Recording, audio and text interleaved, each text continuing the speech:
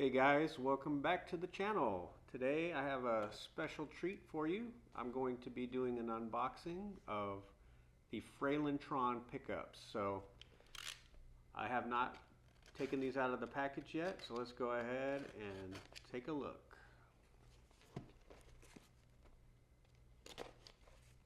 Now one of the reasons why I went with the Fralin Trons is I've got Alameda pickups, the off-kilter Trons. I've used TV Jones pickups for a long time. I still have them in some of my guitars, my Gretsch guitars. And also I have the Seymour Duncan Dynasonics in my custom shop Duo Jet. So here is the package, as you can see here. This is what they send to you. Fralin pickups. Get excited, you're one step closer to experiencing Fralin pickups tone. Thank you for your order. And I did call customer service once just to inquire about the status of my pickup order and to also verify the bridge pickup height should be taller than the neck pickup. And they said everything was good to go and got it out to me within like 3 days, so that was pretty awesome. All right, here is, looks like the neck pickup. And you can see, looks like a normal Filtertron.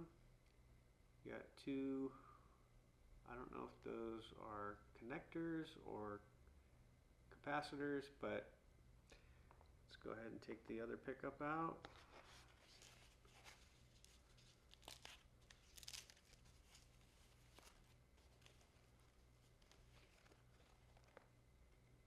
Alright, and then I'll put them side by side so you can see the size difference. The bridge pickup is a little bit taller, and they say Fralin established 1989 on the front of the pickup cover. So they look to be really well constructed. I mean, any company that's been making pickups for this long and is into this Filtertron market probably makes really good quality pickups. And I wanted to try a different flavor of pickup because I do use the TV Jones a lot. And nothing wrong with TV Jones. Tom and team over there at TV Jones is awesome, but I just wanted to have something a little different in my anniversary guitar. So I'm going to pull that out, we're going to take the strings off, and I'm going to show you pretty much in real time how long it takes to change the pickups out and how I basically do it. It's pretty simple if you've never done it before, especially on a hollow body guitar. And even the Gretsch like Duo Jets and things like that, they're pretty easy as well because you have the back access plate. But all right, without further ado, let's go get the guitar and get set up and ready to go. All right, guys, here we go. Get my little screwdriver set. First, I'm gonna take off the knobs. So I need a flat head.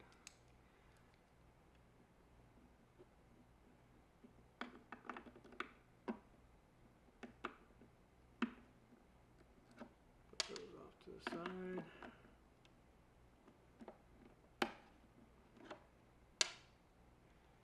And I'm going to switch to a Phillips head.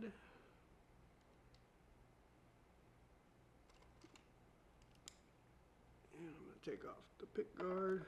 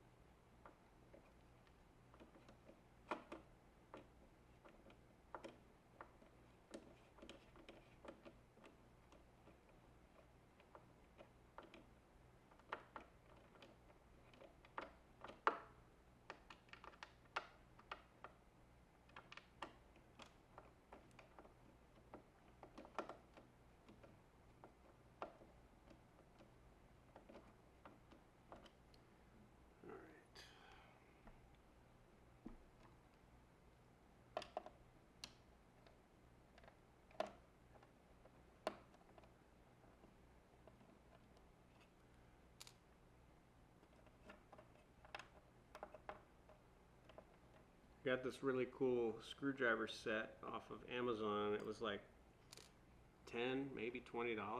It's got like all the little attachments, and when you close it, they kind of fold down, which is cool. It's got an extension, tweezers, and of course a pretty good grippy handle. I don't like using those little ones that people use for their glasses. They're too skinny. You can't get any torque on them. Biggest thing is you don't want to strip the heads out. And pick guard is off. Okay, so next, let's go ahead and take the strings off.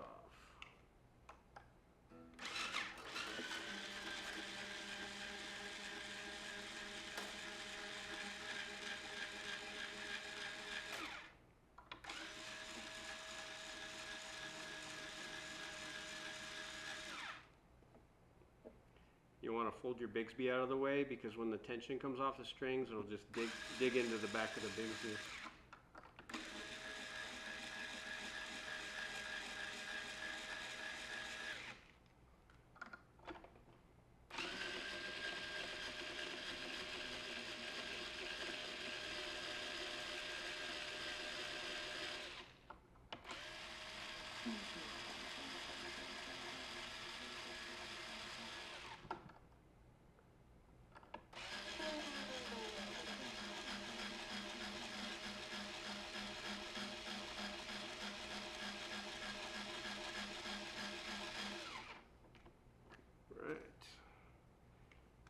Go get my string cutter. I forgot to grab that before I started.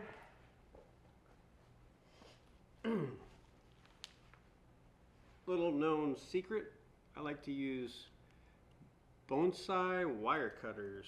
They work perfect for strings and cutting them close at the tuners. Alright, got all the strings off.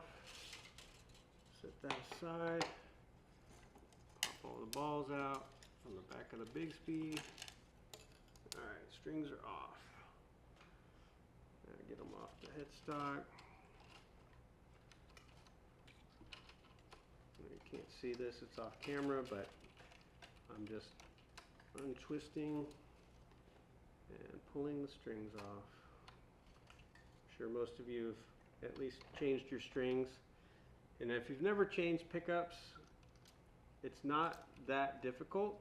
The hardest part is, learning how to solder maybe, but I'm going to show you how I do it, and hopefully it makes you a little bit more comfortable. So while I've got this off of here, I'm going to go ahead and oil up the neck. All right.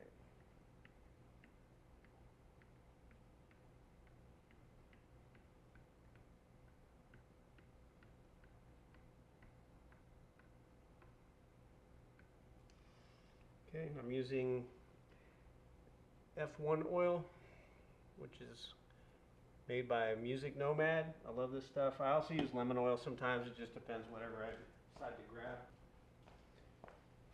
And you're going to want to have some kind of microfiber or some kind of towel just to protect the finish when we take the pots out.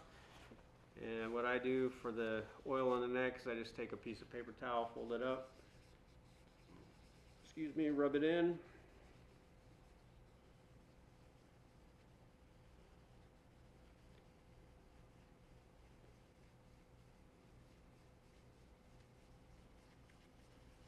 I think this guitar is a 2008, made in the Japan Terada factory for Gretsch.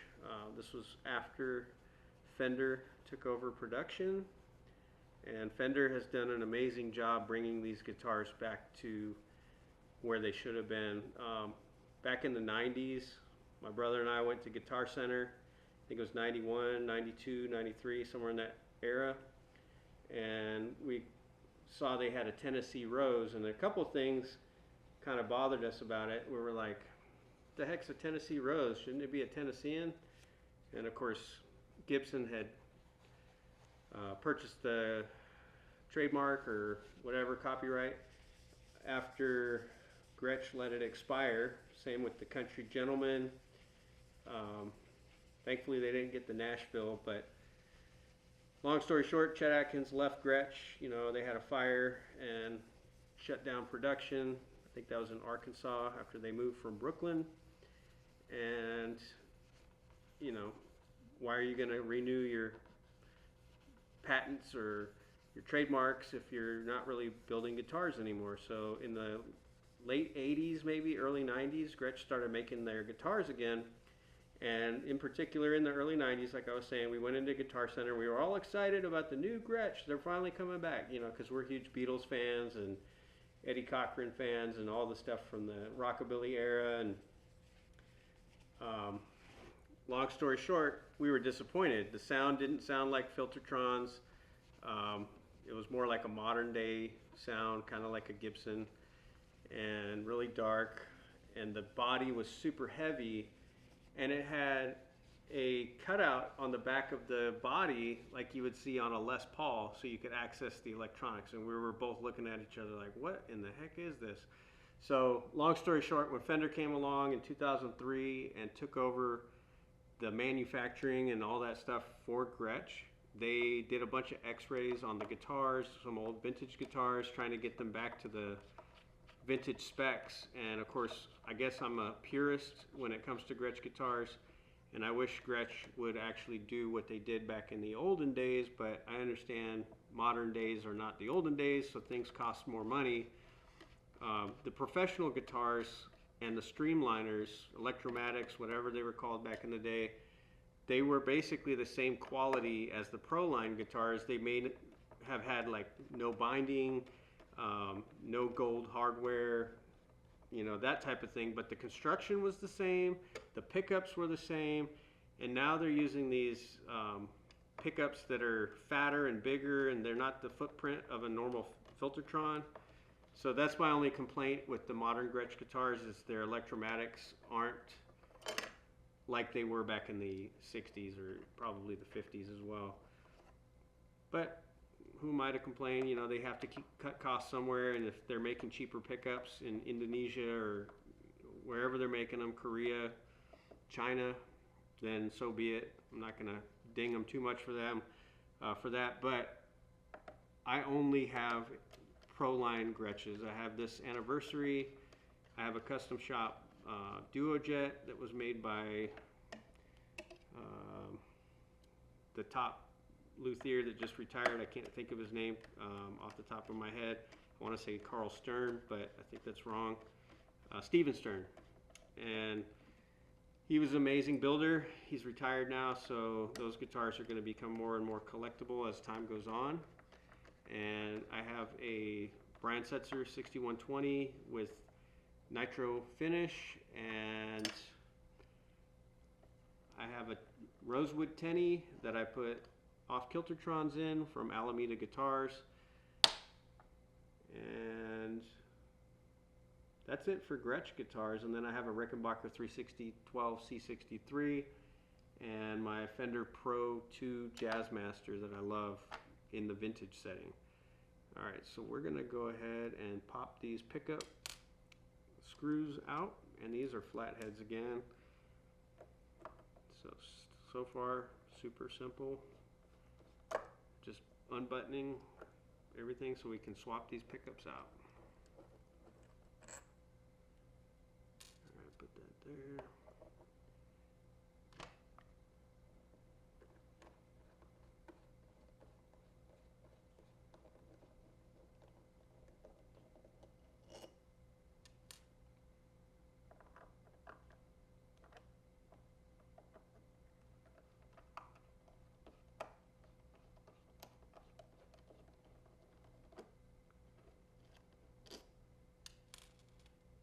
And there's nothing wrong with these stock Gretsch Filtertrons. They're decent pickups. They sound good, but I'm the kind of person that likes to tinker and chasing that sound that's in my head. And of course, trying a new set of pickups from Lindy Fralin is going to be, I think, amazing. But I don't want to go in with too many preconceived ideas. All right, I got to figure out what size this is.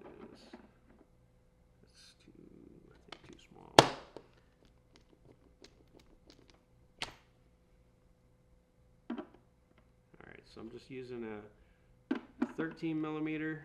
I don't have many SAE standard sockets because my cars are all Japanese.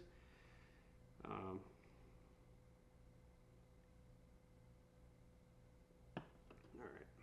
I'll flip this back, take the Bigsby.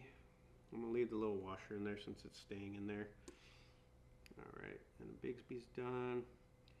Now it's just a matter of desoldering the pickups. And of course I've got this little sponge I need to go get wet so that I can tin my iron.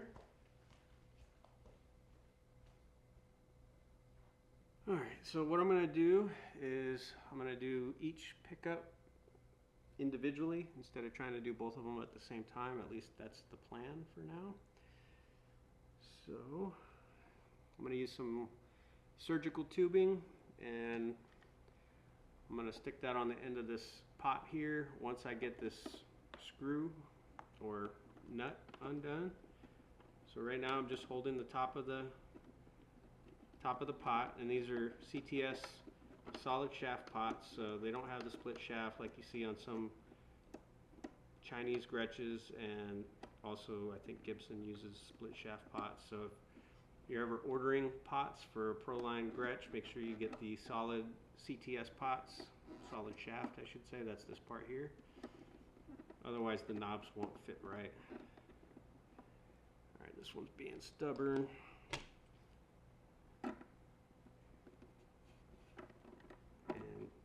On the ones with the F-holes, you can't stick your pinky in like I'm doing here to hold the back of the pot. Just helps from keeping it from dropping inside the guitar. And there is a little locking washer on the back, so if it does fall in the guitar, then you got to shake it around and try to get it out. Which can be a kind of a pain, but it's not that hard. Alright, so I just put this rubber over there, over the pot, and then I'm going to try to fish it out.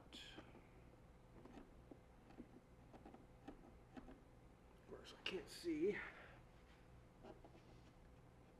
Alright, so this guitar I can feel uses either zip ties, or they have these little metal pieces that you have to bend to get them out. So I'm just going off a feel right now.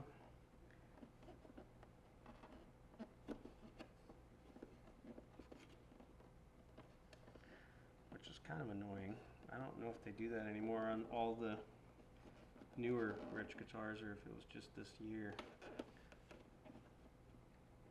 I'm trying to see. Feels like a piece of metal. Let me grab this. I don't think I'm going to be able to get to it through this trestle bracing on this side.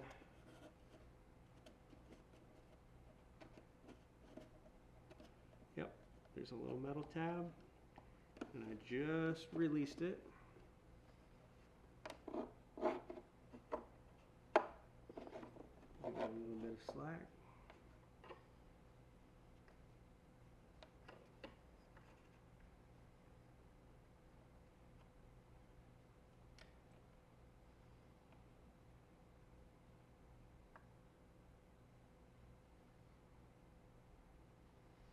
Okay. So you can see here you got the positive lead going to the center post. You got the shielding being grounded to the back, and then you have the ground wire that's actually going to the switch. So what we need to do is desolder these two wires and then connect the hot from the Lindy Fralin to the center post, and then attach the shield wire and the ground wire to the back of the pot. So that's all we need to do right now.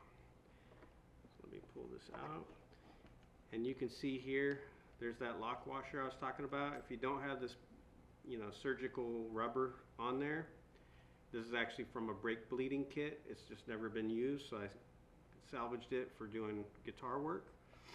And yeah, that's pretty much how it works. And so grab my soldering iron.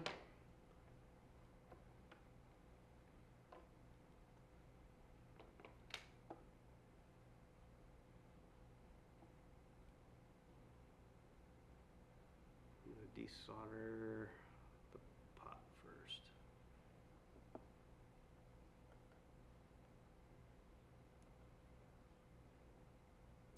At least that's the plan.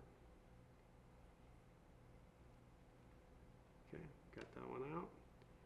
And just put a little bit of heat here on the ground.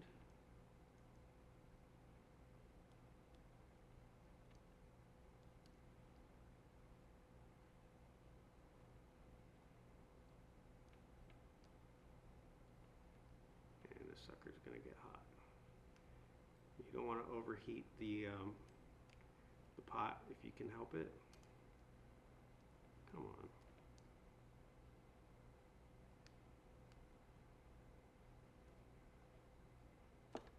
Alright, there we go. Alright, bridge pickup is officially out. And then what I'm going to do is get the Lindy Fralin pickup ready to get installed. And before I do so, I'm just going to make sure I grabbed the thicker of the two pickups. As you can see here, this one is the bridge, and that's going to go in first. Alright, so what I want to make sure I pay attention to is the label, the name on the pickup. So the pickup is going to be installed this way, and this one has 3 what look like wires, and actually this is the shielding that goes around the wire. So what I like to do is just twist them, make them nice and straight, and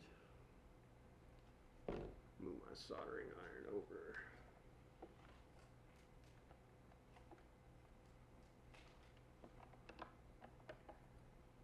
And I'm going to clear some space for myself.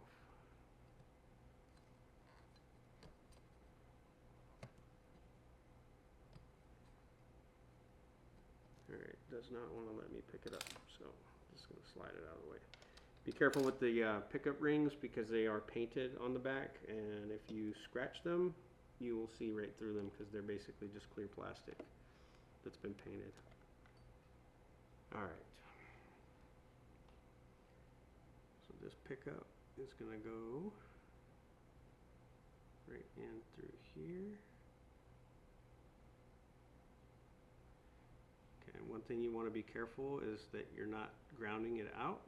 So this is a really long wire, so what I'm going to probably end up doing is just bend it up just ever so slightly so that it's not touching anything, and I may wrap that. I know a lot of guitar techs will say don't do that, but I don't want to shrink the lead if I can avoid it.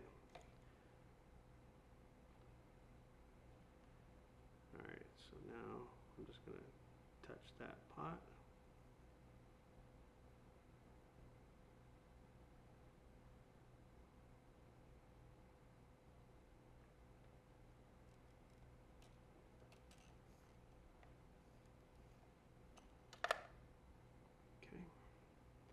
I like to wait a little bit, you know, maybe 30 seconds before I touch it so I don't get a bad solder joint.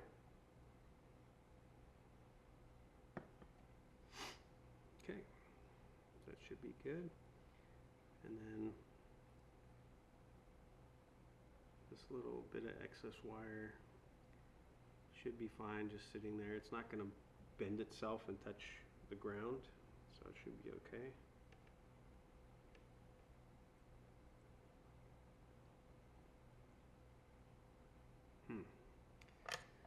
I gotta redo that.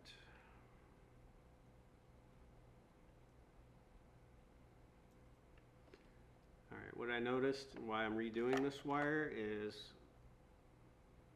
the wire's split. And so they're kind of frayed. So I'm just going to twist them back up. Because what you don't want is one stray wire reaching over somehow and touching the ground. So let's redo that. Rather do it now than have to take the whole guitar apart and redo it all over again.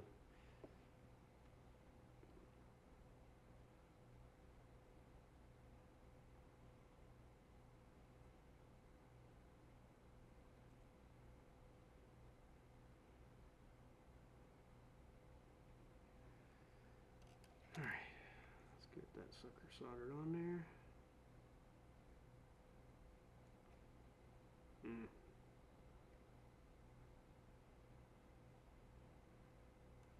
It's being a pain.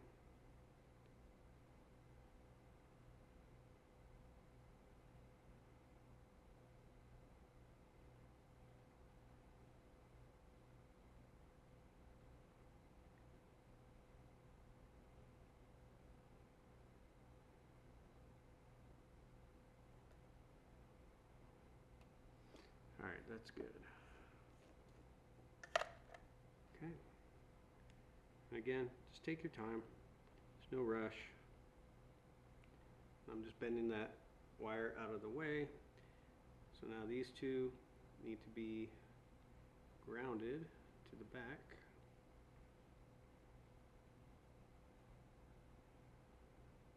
Of the pot. I'll try to put it in the same spot, or roughly the same spot as the old one. Alright, because I know this is going to get hot, I'm going to grab my tweezers. And what I like to do is try to put downward pressure on the wires, so that way when I solder them in, they stay in the right spot.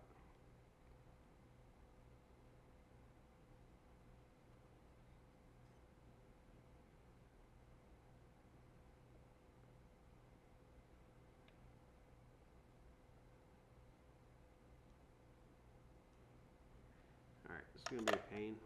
So what I'm going to do is actually clamp it.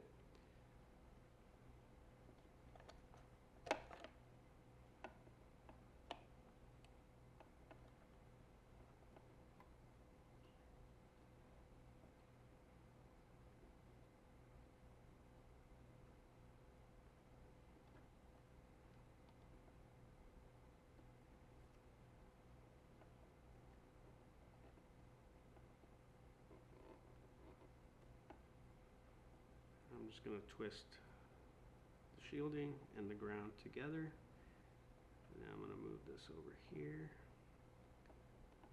like so.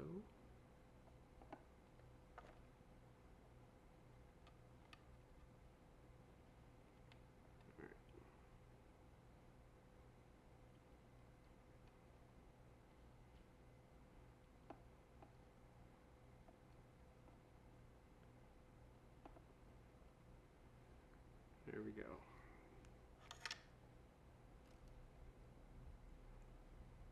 Now I got the right amount of downward pressure.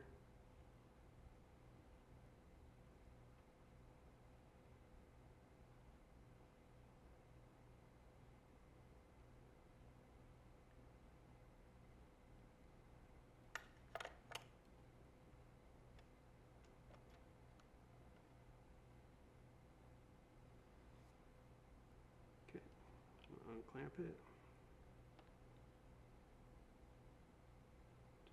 Tugging on it ever so slightly, just making sure that there's a good connection. And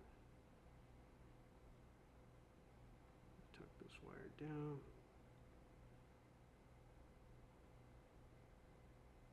Okay, so that's that. And then now I'm going to go ahead and pull this back through.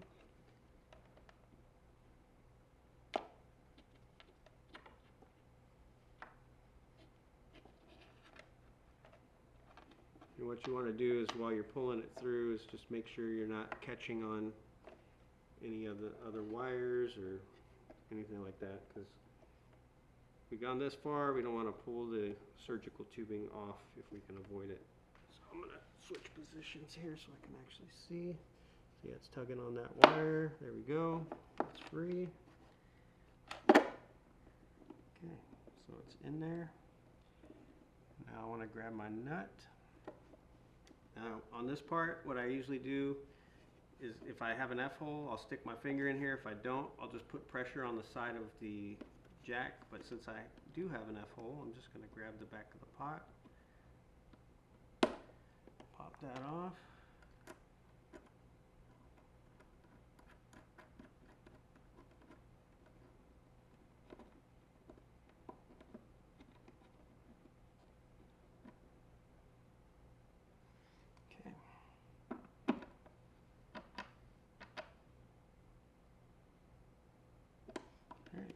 Don't have to go crazy tight because there is that locking washer on the back. Just make it nice and snug.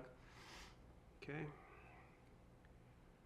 And then for this one, take this nut off.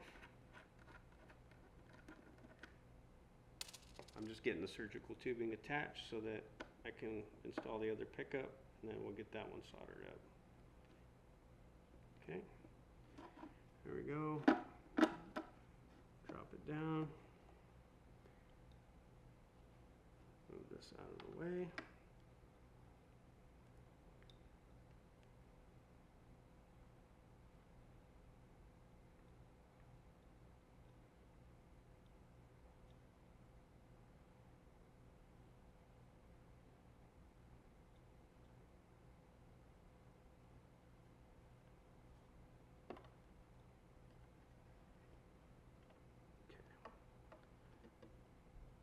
Going to set that there for this moment.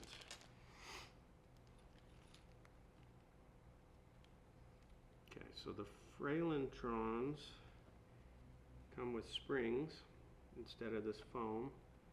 So I'm just going to peel this foam off of here. Could probably use this foam and be just fine, but they supplied the springs for a reason, so I'm going to use them. Set that off to the side, and here is the packet that Fralin sent. It's got those little springs and some new screws.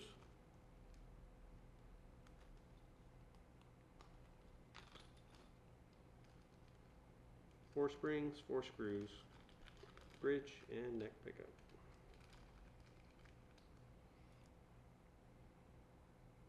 And the heads on these are actually Phillips head screws. So what I'm going to do is run the screw through first so I can actually see.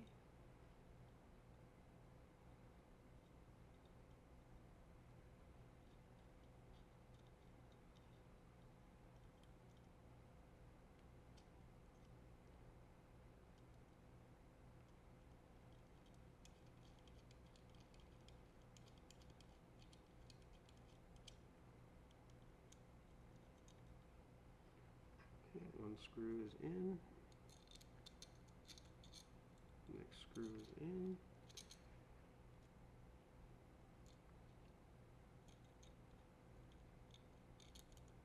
put the springs on there. Might want to do these springs one at a time, I'm not sure. And I want to avoid these pickup leads if I can help it.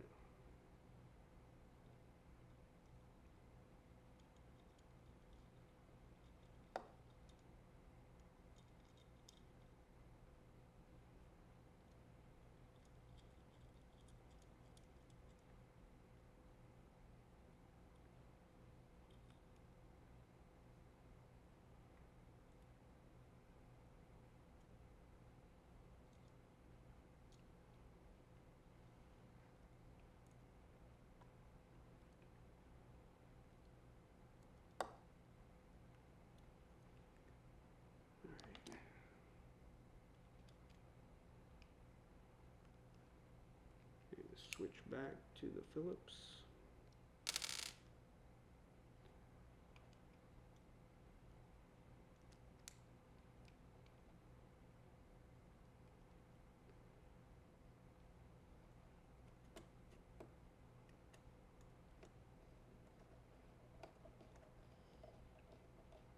So what I'm doing right now is I'm looking at the spring underneath the pickup and the screws, and just making sure that the screw is going into the existing hole. I don't want to create new holes if I don't have to.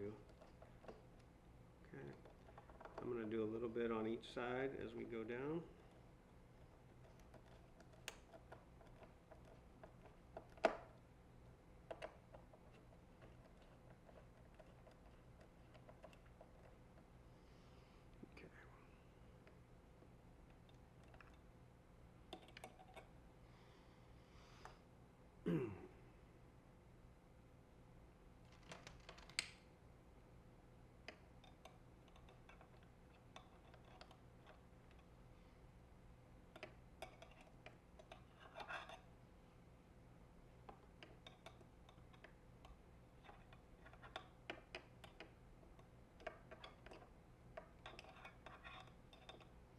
And what I'm doing right now is those little flaps, I'm just making sure that they're sitting under the pickup and not protruding or going to get squished as I screw it down.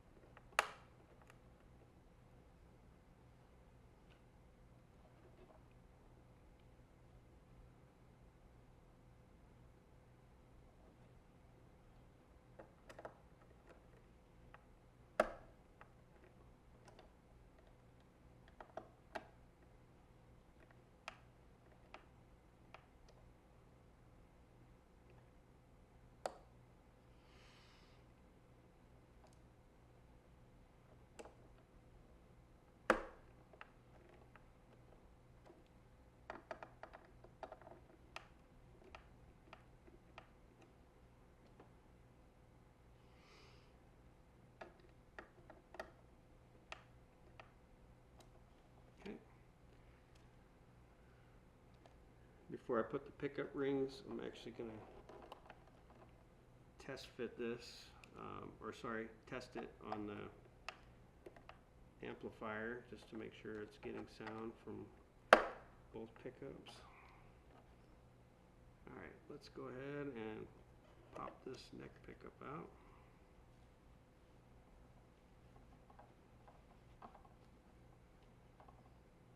Okay, and then we need to fish this pot out of the guitar.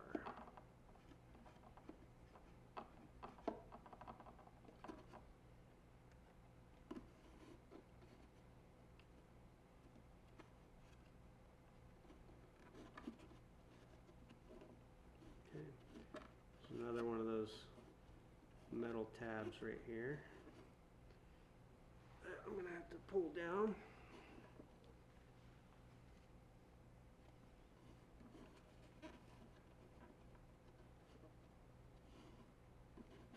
There's probably a tool to do this, I just don't have one.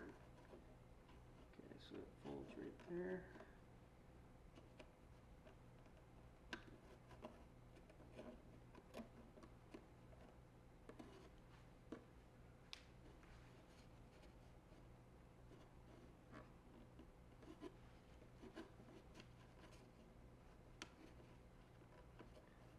I think this is the first Gretsch guitar that I have that has these metal fold over tabs in it. I'm not used to it. Most of them are pretty simple. They don't have anything holding the wiring. Alright, so I'm contorting myself trying to get in here. Alright, I can feel it's open now.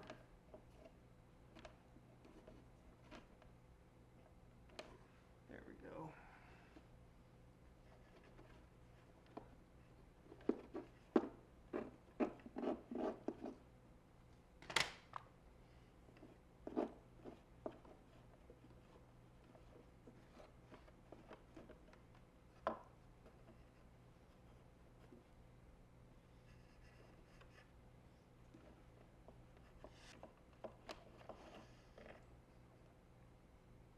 There we have it. Now same procedure, desolder, and then resolder the new pickups in.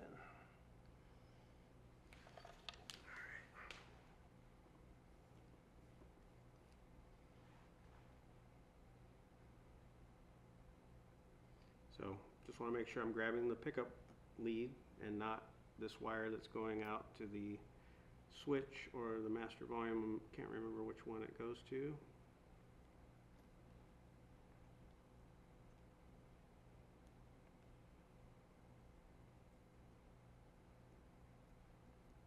Okay, that one's out. And that one's out. Okay, both pickups are out. And they don't seem to have any markings on them. So I'm going to take a screw and just engrave the letter N.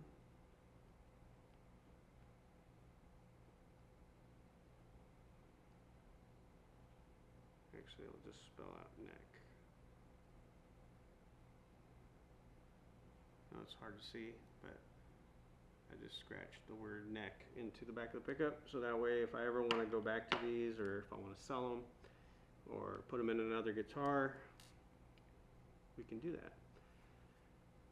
Alright, next up, the Fralin Tron. Again, looking at the writing, it says Fralin this way, so this is how the pickup will be installed. Go ahead and move these out of the way. Okay.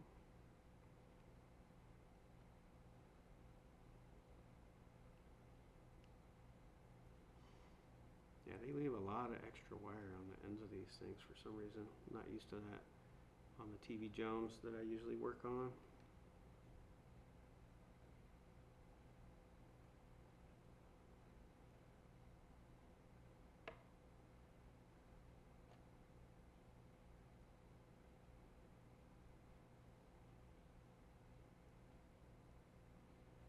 Okay. I'll make sure that's wires connected to the pot itself.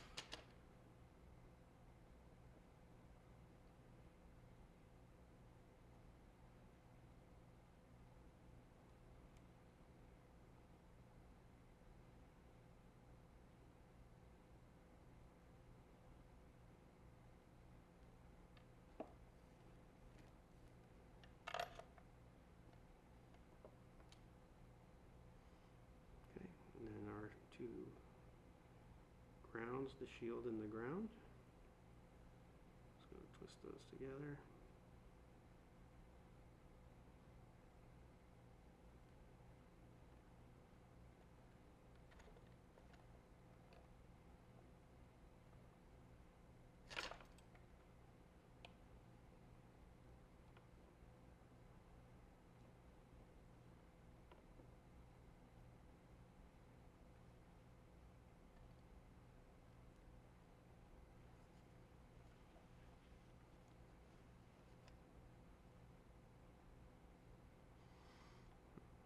Slide this soldering iron over just a little bit.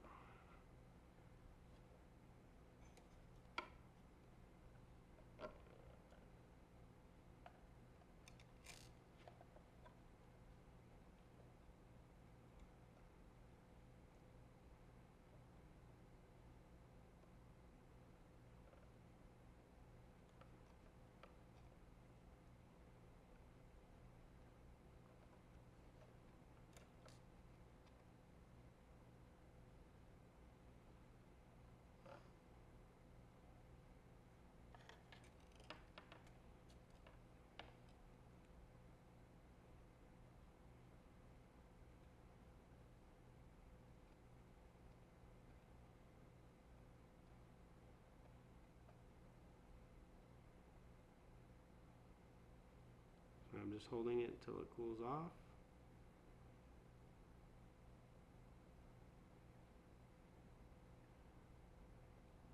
Alright, I think we are good.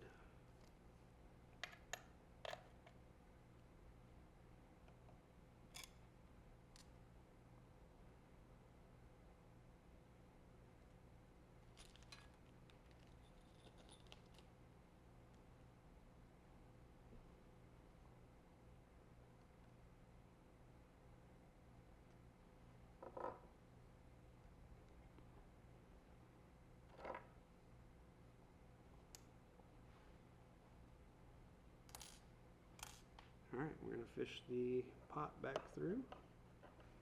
Paying attention again to the wires that were in the way on the way out, so that we don't get snagged up on anything.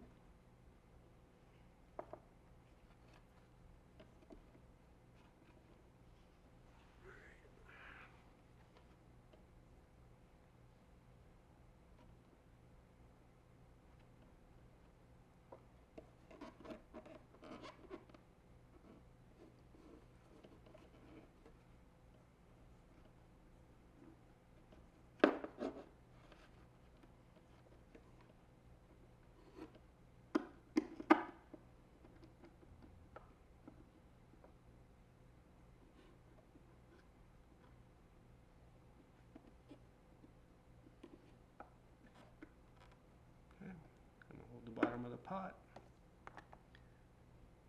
Put this on. Once you get it threaded, you're home free.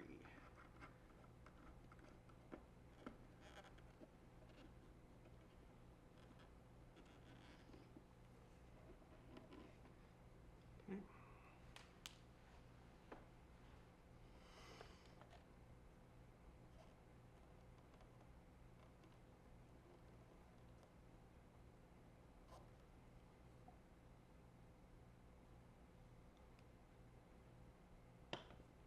Alright, we're going to pop this foam over here.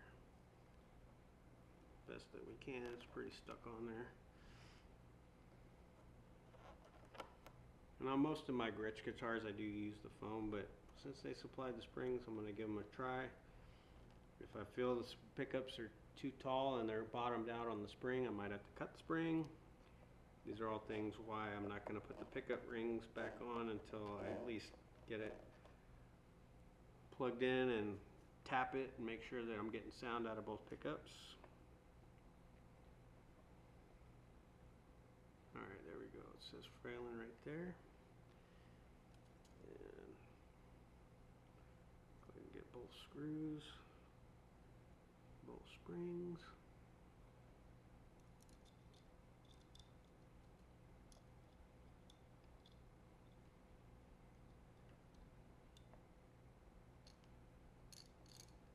Okay, there's one.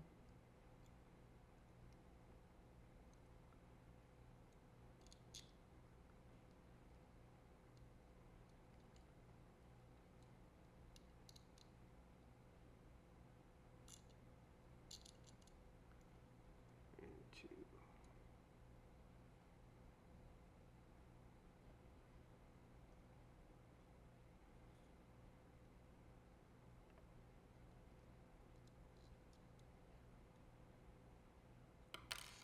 Ooh, we lost a spring.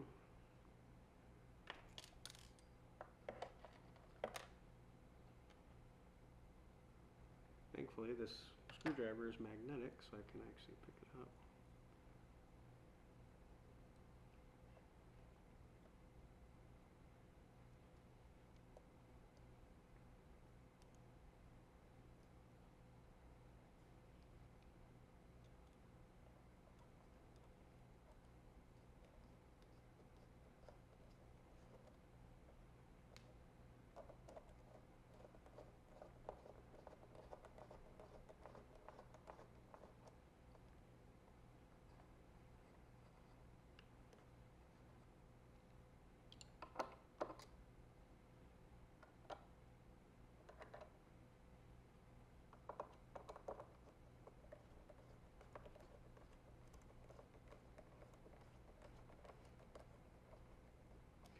And I don't recommend using power tools to screw your pickups in.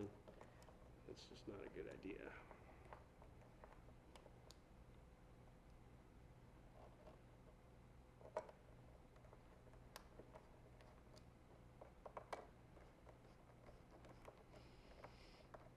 And of course, once we get this all installed and strings on and everything like that, we can adjust the pickup height. If we need to adjust the pole pieces, we can do that.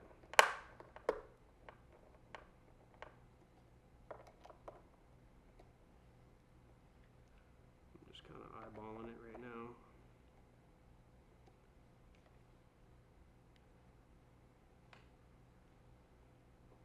And that is way too high. So, kind of as I suspected, I'm going to have to cut those springs down.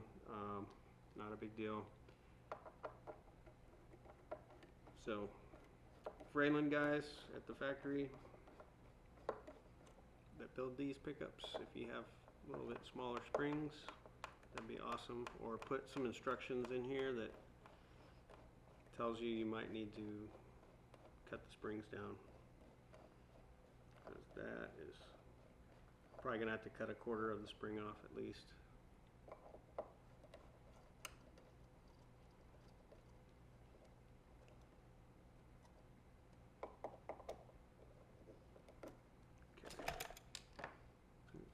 Soldering iron off because we're not using that anymore. Just pull these springs out of here. Set this pickup down real quick. Alright. I'm going to use my handy dandy bonsai cutters. I'm probably going to cut about 1/8 of an inch off.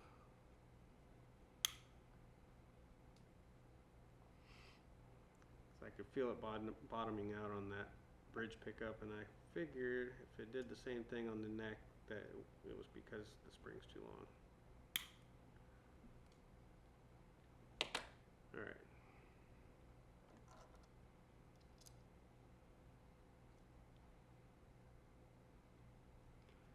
I'm going to put the flat side against the pickup.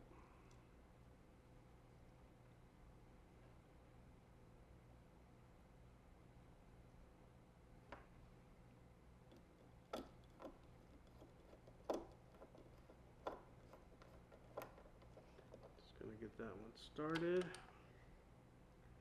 And again, what I'm talking about there is the flat side that I didn't cut. I'm going to put that against the pickup so that it doesn't potentially dig into the housing or do something weird. Highly unlikely, but just to be safe.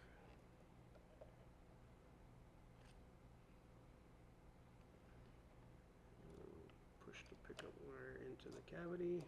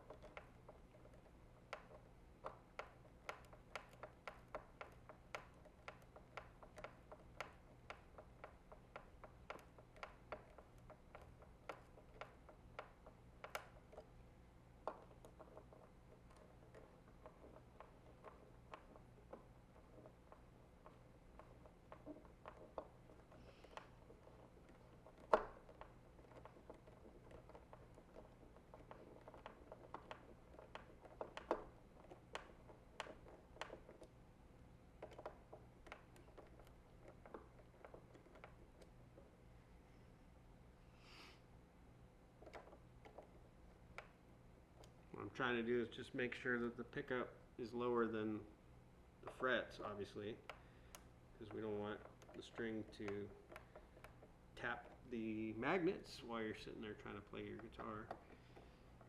And same thing on this one. I'm just going to do it now because I know I'm going to have to do it later if I don't do it now. I'm just going to cut these springs off.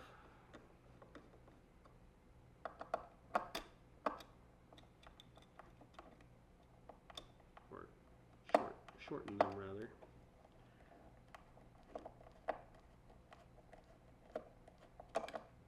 Oops.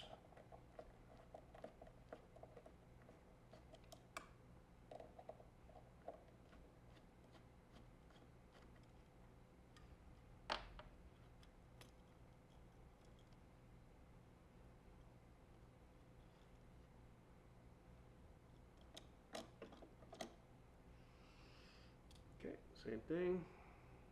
I'm going to cut about 1/8 to 1/4 of an inch off these springs. 1, 2.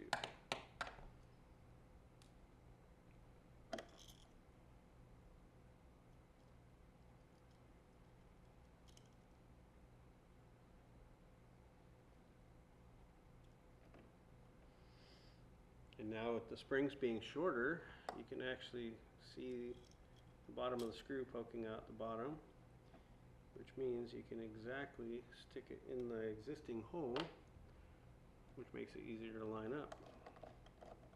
So, not sure why they were so long, but definitely too long.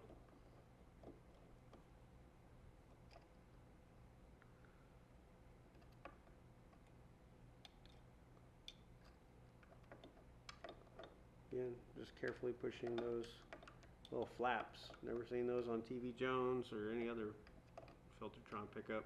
I know the old ones back in the 60s had like push connectors with like 2 or 3 prongs on them.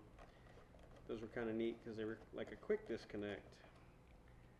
I don't know if they did that to make it easier to work on them, or if it was probably more likely done that way for manufacturing. It was easier to just have the people assembling the guitars do a connector instead of having to solder after the guitar was built. That feels much better. Okay, just eyeballing it. Looks a little low right now, but I can always raise it back up. Alright, so pickups are in. I'm going to go back to my studio next door, plug it in, tap the pickups with the screwdriver, just, you know, tap, tap, tap, tap, check it with the pickup selector and make sure I'm getting sound. So I'm going to stop the video right here and I'll be right back.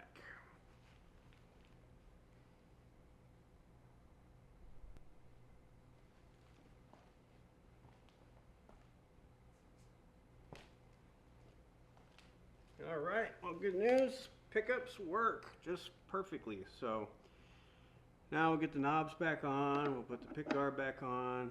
We'll do all that jazz, restring it back up.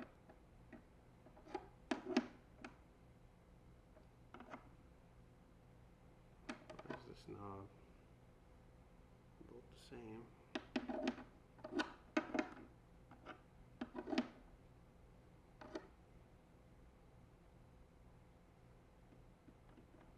That's why. I'm sitting there going, why is this knob so much higher than the other one? It's because I haven't tightened this down yet.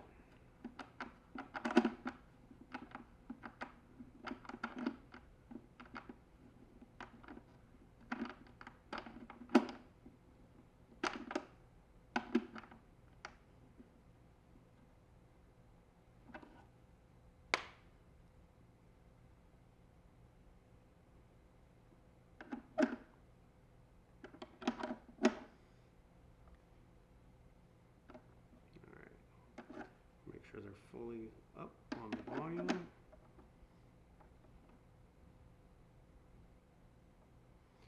Okay, and I know these are flat heads, so let's go ahead and tighten these down.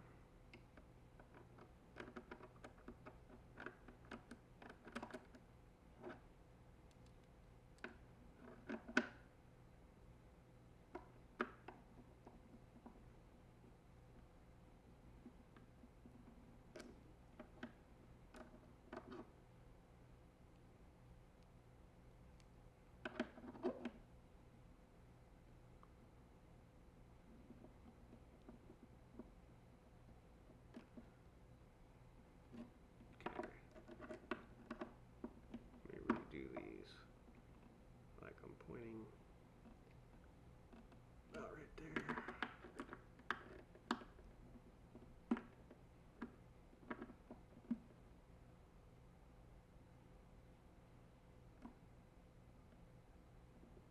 Okay. Now let's get the pick guard reinstalled.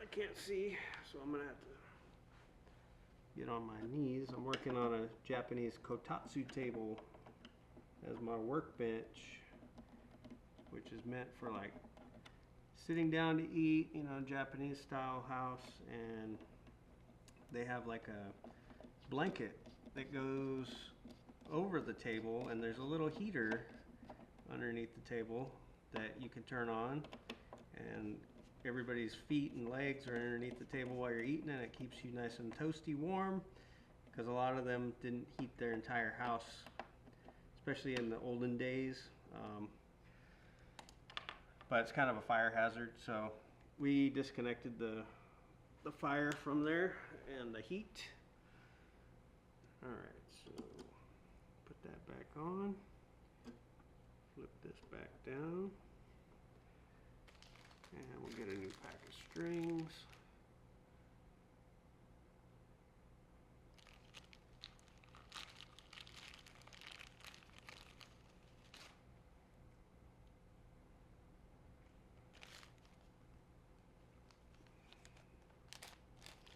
I still always look at the colors of the Diodario strings. Make sure I got the right strings going on. I do like how they separate the strings into the pairs so that you've got 2 low strings, 2 middle strings, and 2 high strings. These are Diodarios or Didarios, or I don't know how you say it. I always say Diodario. I know that's wrong, but that's just how I say it. And then what I like to do is just pre-bend the ball end over something. You could use a pen, works pretty good. Anything that's got some kind of roundedness to it. So you get a little pre-bend in it like that, and then I stick it onto the end of the pole piece on the Bigsby. Super simple. And I'm going to zoom out so you guys can actually see this. Oops, that zoomed in. Alright.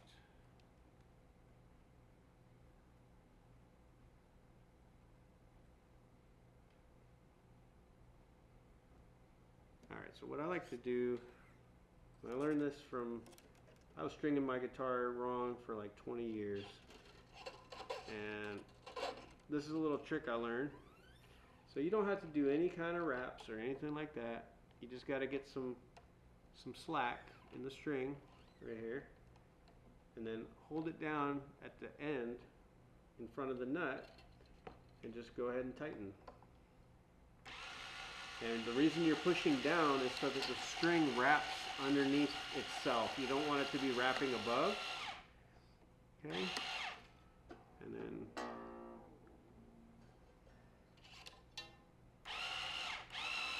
the tension of the string is actually pushing the slack of the string up against itself, pinching it into the hole of the tuner. So there's no need to do any kind of luthier's knots or anything crazy like that. This is just way faster and it works just as good. So I don't have any string slippage or anything like that. Alright, so we're going to go ahead and do the next A string.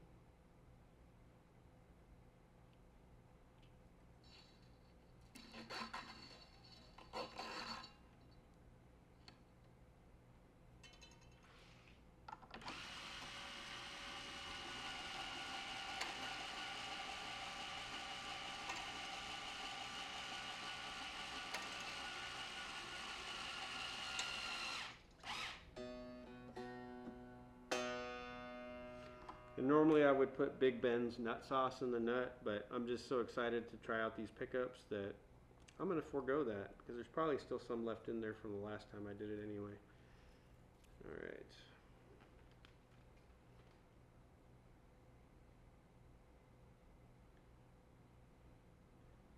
So black should be the D string, yep.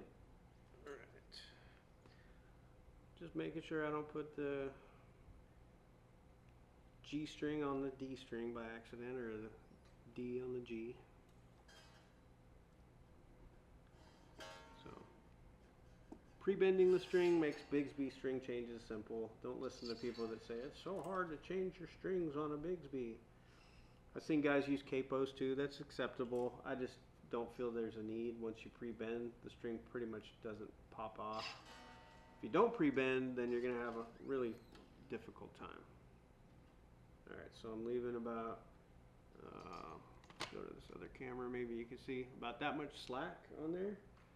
So that's about 3 inches or so. And I'm pushing down on the string, on the headstock, and I'm tightening while I'm pulling up with these fingers right here. And And now it's getting tight. I'm going to make sure it's in the nut slot.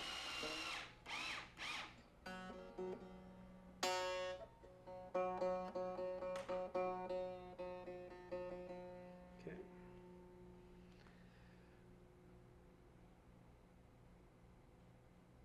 I'm just pre-bending these by hand now. But yeah, if you got like a little Bic pen, those white ones that are kind of the old style pens, those work really well too to pre-bend your Bigsby ball ends. And this is a Ernie Ball string winder. I actually really like this thing. Down is tighten, up is loosen. So if you ever buy one, just remember that it's opposite of what you think. You would think the top one would be tightened, but it's not. It's actually the bottom one. It's a little toggle rocker arm on the string winder. So if you don't have one, these are super handy.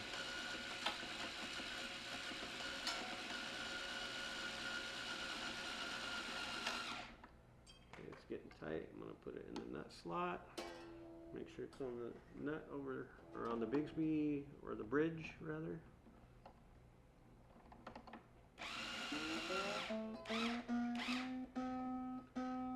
And I've got Waverly tuners on here, and another thing I did to this guitar was I pinned the bridge, and to pin it, you just got to get a set of calipers that you can take precise measurements of the pre-existing holes on the bottom of the bridge foot, and then tape off where the bridge existing, normally sits. Just put some painter's tape around it, and then measure the same distance from the edge of the bridge to the center of that hole, and then check the distance between the two holes.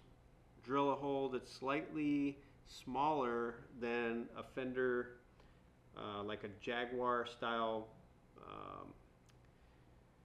the bridge saddle screws, and you're going to screw those in with an Allen key till they're the right depth, and then you stick your Gretsch bridge on it, and it'll hold it in place and makes it so it doesn't slide this way and this way and this way.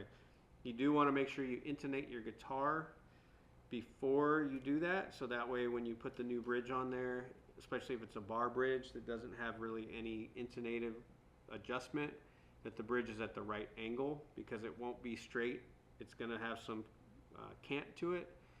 On my Duo Jet, the bridge was already pinned, but I ended up swapping out the bridge for a Melita, and that gives me a little bit more fine adjustment on the intonation, which I actually like. And then on my Brian Setzer, it came with a Tune-o-matic style bridge, or an actual Tune-o-matic, and I don't really like the Tune-o-matic because I feel like the edge of the pieces on the bridge itself kind of dig into the string and keep it, it could snap the string for one, and two, it kind of feels like it gets out of tune more. So I prefer the rocking bar style bridge. So I put a True Arc bridge on it, and I like it. And that's one of my friends from the old Gretsch pages, and we've played together a few times. Tim Harmon, really good guy. If you want a good rocking bar bridge, can't recommend the True Arc enough. It's an awesome bridge. And I know there's other brands out there, like another guy makes them, the Compton bridge. It's like a compensated saddle. Haven't tried it, but in theory it looks like it would be good, and it's pretty heavy because it's like solid brass, I think.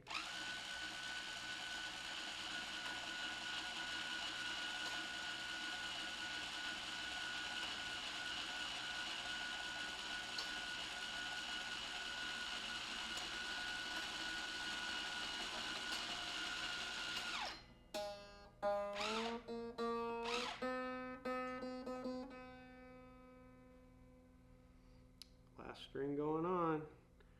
I think this is my new personal record as far as pickup swap and string change. It's pretty quick, and it's not that hard. This last string, some people, I recommend, even myself, to do it before you do the B string. That way you can actually get the ball end in a little bit easier, but still not that difficult. Switch back to the top view. All right.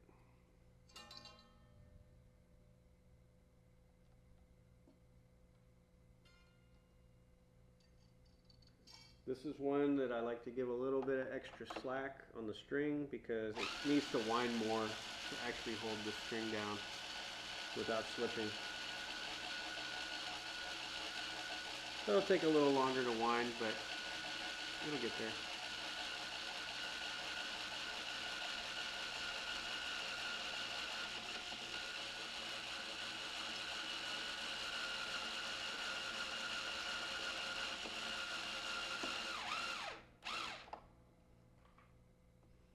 And I'm just going to feed it into the nut.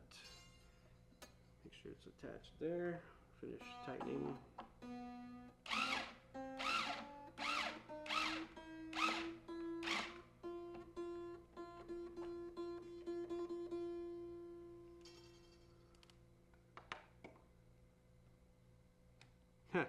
I am an idiot. I put the pick guard on before I put the pickup surrounds back on. So, not a big deal. Let's fix that real quick. I'm excited to go play this guitar though. So let's hurry up and get this done. Yeah, again, my excitement made me forget to put the pickup surrounds on. And I know there's people at home probably watching this going, dude, stop. You forgot the pickup rings. Alright, not a big deal. I'll admit my mistake.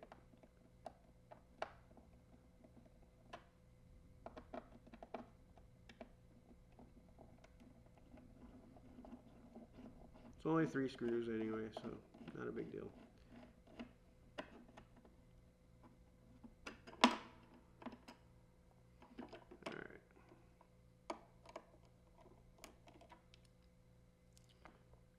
Lose the felt, don't lose the screw. There's felt that goes underneath the pick guard. Kind of tries to protect the finish, although it did discolor the finish a little bit. Alright, so this part, just be careful. We don't want to scratch the paint off. This pickup looks like it's too high. Now that I get the strings on here.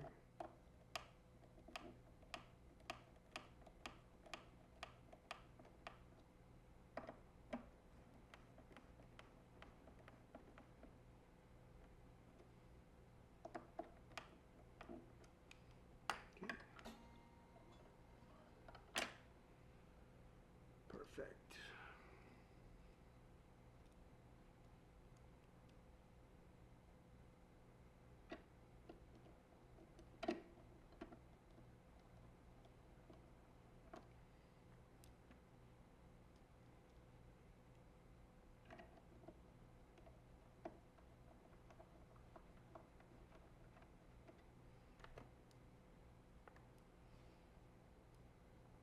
This is just me, but I like to not tighten the screws down until I get all 4 in because it can make the pickup rings kind of bend a little bit, and then it's harder to get the screws in on one side if you tighten the one side down first before you get the screws started.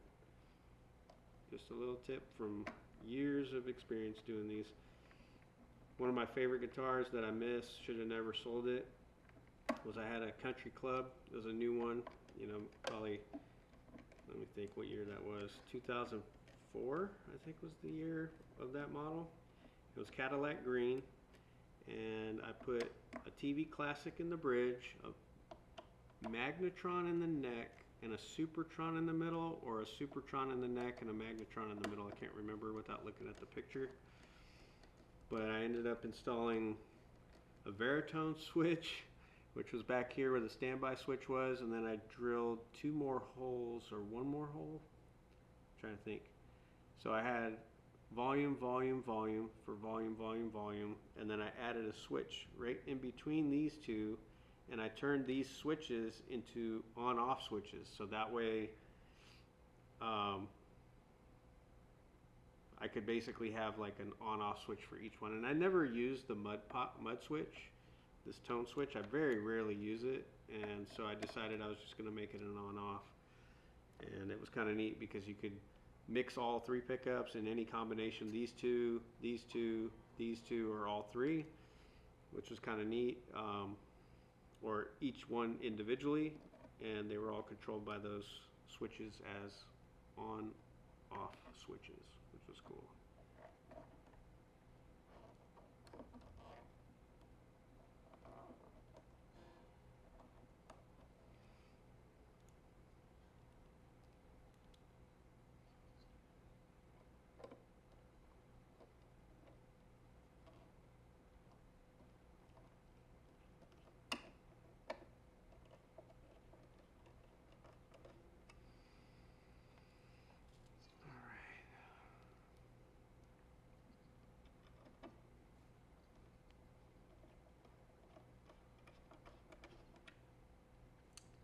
Where's my last screw? There you are.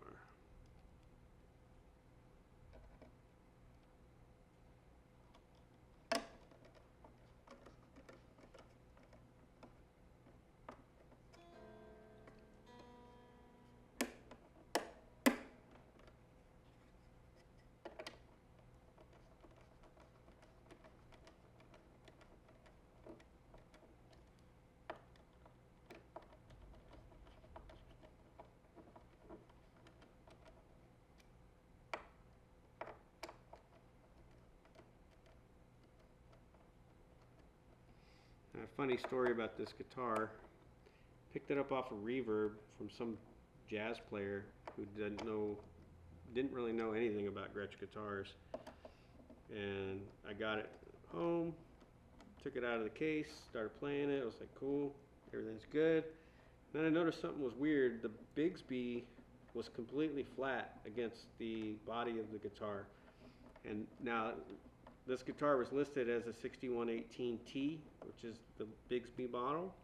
When I looked inside the sound hole, it says 6118. So I contacted the seller and I said, hey dude, I don't think that this guitar is actually a 6118T. Somebody added this Bigsby on there. And of course, he got it secondhand and just believed what the person that sold it to him said and assumed because it had a Bigsby, it was an actual 6118T. Which I took the Bigsby off because I could not stand it being flat against the body, and I fixed that. I filled the original holes and raised the Bigsby up like it's supposed to be on the back end over here.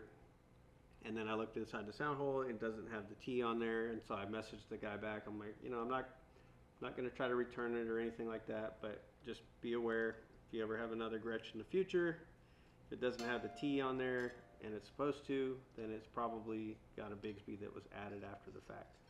Not a big deal. I mod guitars all the time, so I didn't care. I switched the tuners out on this to Waverly's. The Goto tuners that were on here were just not turning well because they were old, and I oiled them, and even still, it wasn't great. They kind of were grinding, so I decided to upgrade, and I love Waverly tuners. Can't recommend them enough. Not sponsored by anybody in this video. This is just me making a video. So I'm cutting all the fret string ends off with this bonsai wire cutter. It's freaking awesome. Absolutely love it. Alright guys, so that's it. Everything's back together. I don't see any mistakes. I do like to space my strings out, you know, by loosening the Bigsby and pressing them like that so that they're actually lined up with the ball end. And that just helps with tuning stability. Okay. And then make sure the rocking bar is recentered. So let's go get a sound demo and check this guitar out. You know, here it goes with the Fralin Trons. I'm going to go take it over to the amp. I'm going to get a video of it, and I'm going to actually record it through my DAW, and that way you'll get an accurate representation. I'm going to be playing this through my Magnetone panoramic stereo, and recorded with a Sennheiser mic, typical amp mic. I'm going to go ahead and put the pick guard back on. You guys already watched me do that once, so I'm not going to torture you again, but I'll see you back in the studio.